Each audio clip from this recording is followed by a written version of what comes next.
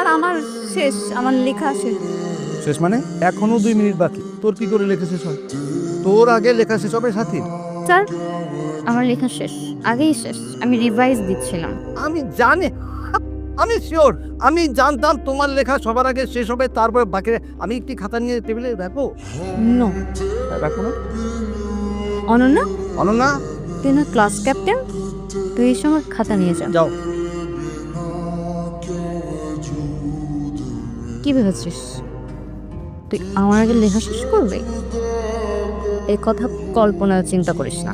তুই আমার সাথে কোনোদিনই কোনো কিছুতে জিততে পারবি না। নে, আগে লিখেছিস বলে কি আমাদের থেকে বেশি নম্বর পাবে? এটা সেট করে নিয়েছিলি? আমাদের তো অনেক আগেই লেখা শেষ হয়েছে। ওকে, টাইম সাহেব, সবাই খাতা জমা দিয়ে দাও।